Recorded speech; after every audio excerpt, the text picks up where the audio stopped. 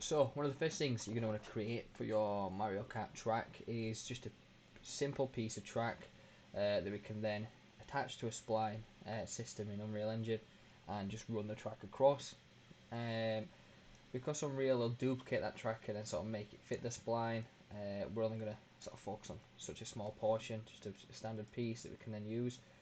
As you'll see, if you go to like a website like noclip.website, you sort of move around freely in quite a few games to be fair. But I'm just going to stick to sort of Mario Kart Wii and show you some sort of sample maps. And what you see is it is just a basic plane shape. So let me angle that down. Basic plane for your track that we're going to do, and then you've got these little bumpers on either side of your track. So all in all, it's not going to be many polygons. Like I said, we'll model the cube, so get a cube, model this face, and then just extrude up from the bumpers. You can go a bit more in depth and sort of look at other maps like Bowser's Castle, where you sort of go inside and start making crazy things. But just for the purpose of this one, I'm going to show you how to make a little track. So first thing, let's get straight into Maya. We're left with this sort of interface as you're used to. So click New, create your new track.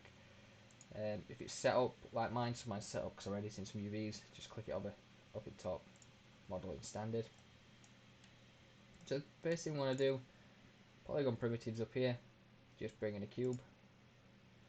There you go, it's a standard cube. So like I said, we're just going to drag this out, extrude it along its sort of edges, just get that face for the track that will then protract, track basic sort of tarmac and lines on, and then we'll create the bumpers. They can be like stone, like it was there in the one that we're looking at. So what I'm going to do, attribute editor, so Control and A on your keyboard brings up the attribute editor. Change the width. I'm just going to go my top view for this just to get a better view. So spacebar, hold it in, left mouse click, hold in, and drag over to top view. Let's go about 30 wide. Not change the height because it's just the thickness of the track. We don't really need that.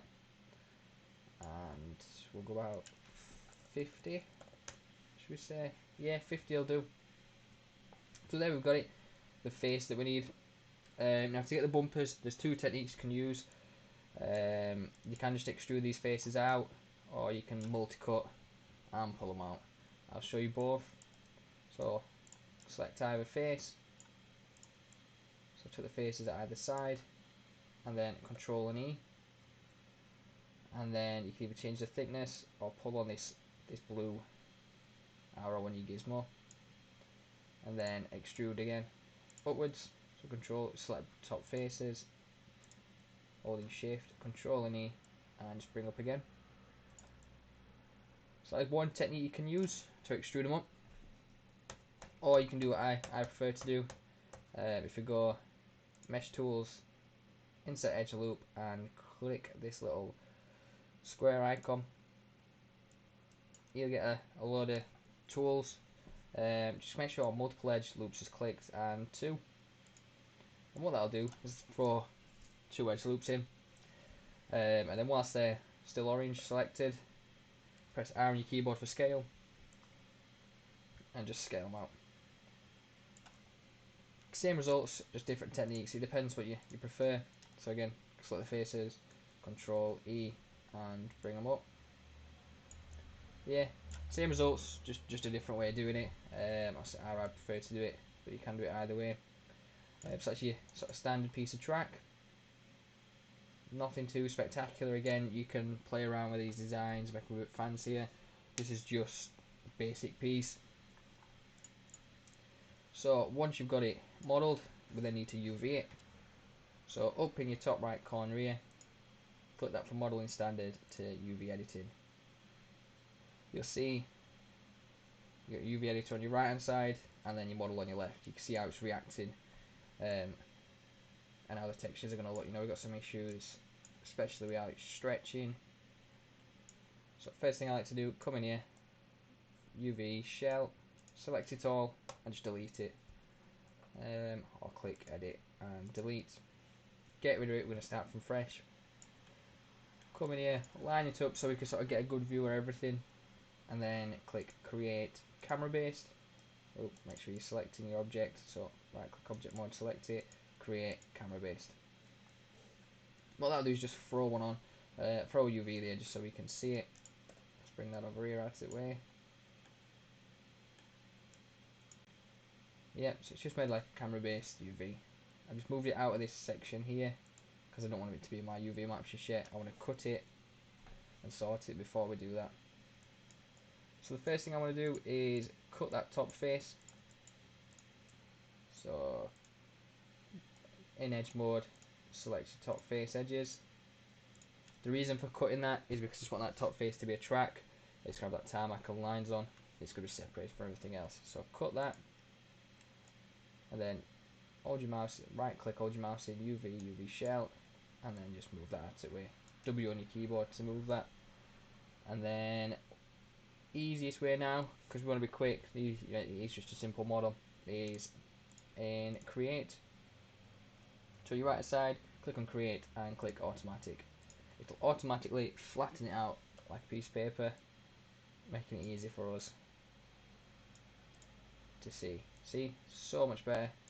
See how these are not stretched, they're not elongated, they're all perfectly squares.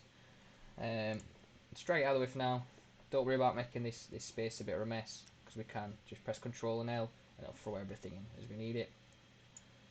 So next face I want is, I'm going to have the side of the bumpers. So again, edge mode, hold shift, cut. Then I'm going to want the top of the bumpers and cut. Oh, and then what I'm going to do is I want these faces here. So I'm going to take these faces and this side face here. So select these and that, and that. So it's just a side piece. We're not really gonna. There's gonna be no textures on this side piece. It's just to have it as its own piece, really. So cut that and just make sure that has UV shelled correctly. Yep. So that's my UV shell there. I'm just gonna move these out of the way. So I'm cutting them out, but I'm not gonna automatic or sort them out just yet. I want to make sure I've got all my pieces. Next, I'm going to take this side, cut that. So I'm just working my way around the model, cutting out all the little bits that I need for my UV. Nothing too crazy. Just selecting the edges and cutting. So edge mode, select your edge, shift, and select the ones and cut. Again, running all the way around these, just selecting what I need and cutting. And then it should, hopefully have made it a bottom one as well. Shouldn't have to cut that out. Yeah, bottom's not really needed. We'll cut it out anyway. Make sure everything else is cut out properly. That's the side, that's the back, that's the side, that's the top, side, there we go.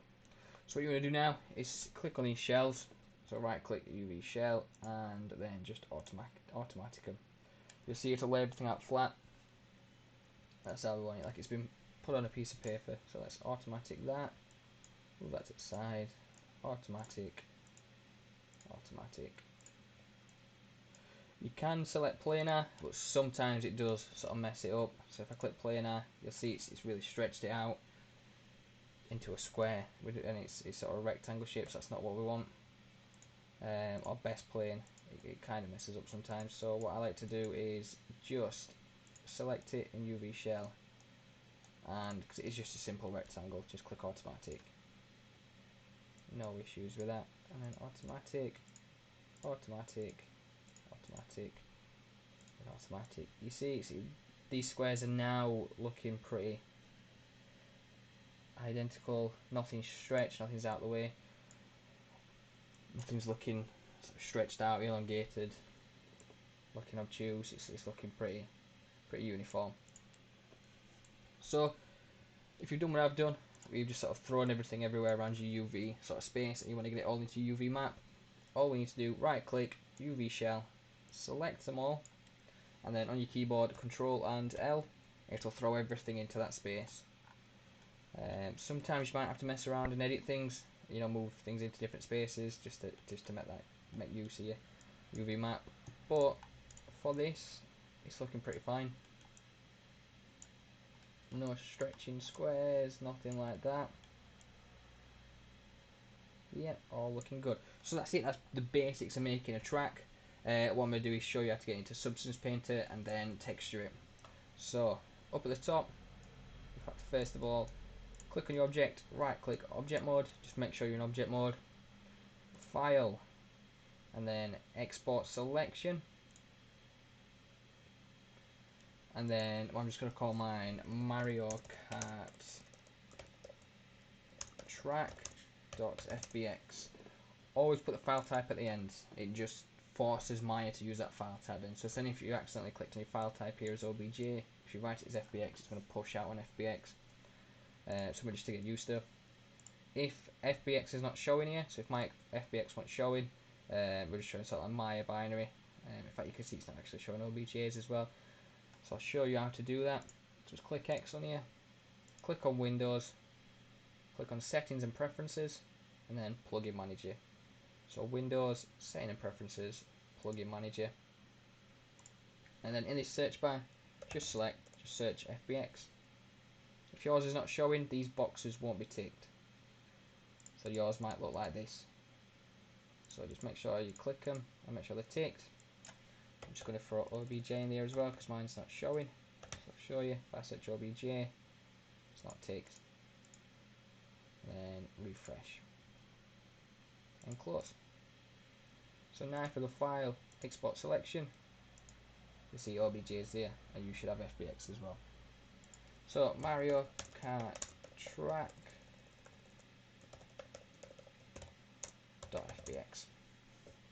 Just export as an FBX. Your settings should all be similar to these, and then we're going to take it into Substance Painter. So I'm just going to pause this video here just while I load Substance Painter up. But yeah, if you export it, and then we'll get into Substance. So now I've got your Substance Painter loaded.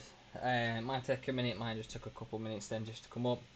We'll be left with sort of a blank screen like this. If you're using the Adobe version, it might be slightly different user interface, but the sort of principles I'm going to teach are all the same. So if you go up top here, just click File, New, or Control, and then on your keyboard. What you want to do is make sure your template's set to PBR Metallic Roughness Algorithmic. So that's PBR Metallic Roughness Algorithmic. And then select. This is where we select as model. So I'm just going to quickly direct to mine. Document.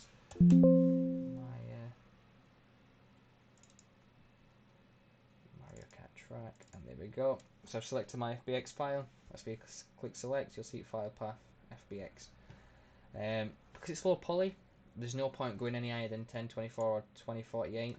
Definitely want to go 4K. There's just no need to do that. But I'll go 2048 just to show you. That is the highest I go because it's low poly. There's no point going high poly on textures. Yeah, we should be fine there. So click OK, and you'll see that my model comes in. So you see left side pretty similar to Maya. In fact, it's identical to Maya. What we're using is UV editor. UV on my right, model on my left. The first thing I like to do is just bake my mesh maps, just so I can see the shadows and I can see all the normal maps and everything, and how they react. So under texture settings, there's just a bake mesh maps option. If yours is not there, it'll be in your viewport. Is it view? No, it's Windows. Sorry, Windows, and then you'll see View, and you've got all these display options that you can add onto your user interface. If I get rid of texture settings, click on Viewport, Windows. Sorry, click on Views, and there should be a texture set settings. You see, it's not ticked. There we go. It brings it back up. So if there's anything missing, it's just there in Window Views, and then you can add everything else. So bake mesh maps. Change that to 2048 because that's the resolution I've got it at the moment. Again, don't go higher than that, no point. And then just bake selected textures.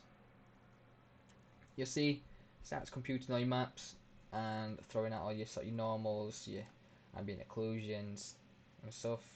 And you'll see that you start to get shadows, and your model just reacts better as well when we're using smart materials. So for this, all I'm going to do is I'm going to throw a simple sort of like black Astra, whatever it's called, tarmac on the surface, and then I'm just going to do some concrete on the side. So in my materials, let's just search for, is there any tarmac?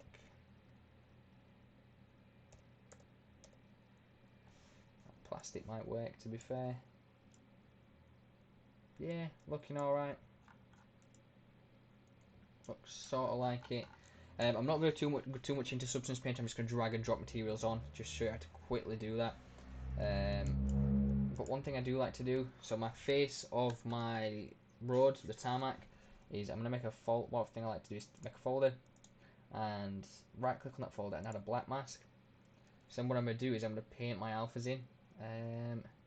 So drag that into that folder. You'll see, paint my masks in. So then what happens then if I want to change that, say I'm not happy with that plastic, can delete that, drag something else in and see how it looks without having to mess about with copying and pasting your alpha maps. So in your folder, with that mask created, click on the black mask, and on your left hand side click on this little icon here, and then what we're going to do is go into faces mode. So here you have polygons, triangles that we can paint in, polys, so you quads, mesh, which is a full mesh. So if I select the full mesh, it's going to select the full mesh, and UV chunk fill. So UV chunk fill is just like, this is a chunk here. If I select it, it's going to fill in that UV chunk. Whereas if I just want to select the faces, I can just click face. So that's all I want for that. Let me rename that to road surface. And then what I want is the concrete on the side. So I'll create another folder, call it concrete. And one of the good things, because we've already got this map here and we're only having two maps, is I can right click on this map, click copy mask, add black mask to my new concrete, and right click on the mask and paste into mask. So what I've done is I made an exact replica of that mask. So if I put that concrete in, it's going to be exactly where that sort of plastic is. But then what I can do is right click that mask and invert it. I click invert mask. So what were black is now white, and what were white is now black. So my concrete, if I throw a concrete texture in there, it's just going to go everywhere where the road surface isn't. So if we go concrete, just grab and drop one into that folder. You see, let's just place that concrete where I want it to go. Exact opposite place to where the road surface is. Now, one little tip for you, if you sort of, if your textures are looking quite weird like this, let me just up my resolution. That's up to 2048, where it looks disjointed. What it's doing is, if you can see this sort of blue square, it's getting the texture map and slapping it on. So I think a UV is a piece of paper, and this concrete texture is a piece of paper. It's just slapping it on top of each other. It's not actually computing where things are. So you'll see some bits of my texture over here. So this side bit for this bit is here, and then at the top, this bit is here. So it's just slapping it on.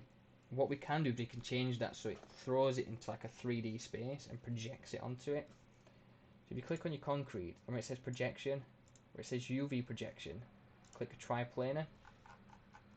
And what it does, it creates this 3D environment. As you'll see now, it's not just a blue square around the UVs, it's actually created this 3D environment where it projects it onto that. So you'll see that my textures all run nicely into one another. There's no sharp edges, there's no dodgy corners. It's been projected rather than just being sort of slapped on top of each other, which is quite a good thing with substance. So I'll just flick that back to UV projection so you can see. So what it's done is just flatten it on top of each other. So it's flattened the so this is a concrete, this is a UV, it's just flattened it on top. And you see that it's got some dodgy corners. So triplanar is probably the best for this situation. And then that is basically it. So if we want some lines, you know, like a racetrack does, you know, the little white lines. What I do, you've got a layer here, or you can add a new layer up at the top. There we go, layer 1, let's call that lines. And then you've got pen tool. See here? Yeah. What you have for that pen tool is the properties. So your property paint here is where we can change what that pen does. So what you can do is come down here, change the alpha.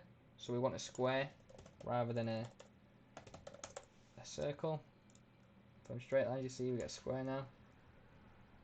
And then I'm going to change the material as well because it's just a bog standard sort of material.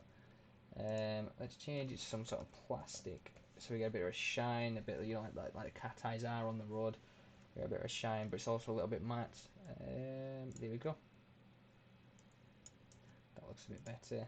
And flick it to sort of an off-white. Yeah, that looks a bit better. So you're probably thinking, how we're going to get this straight line? So that's when we up into your UVs. So come over to your UV. This is the one for the...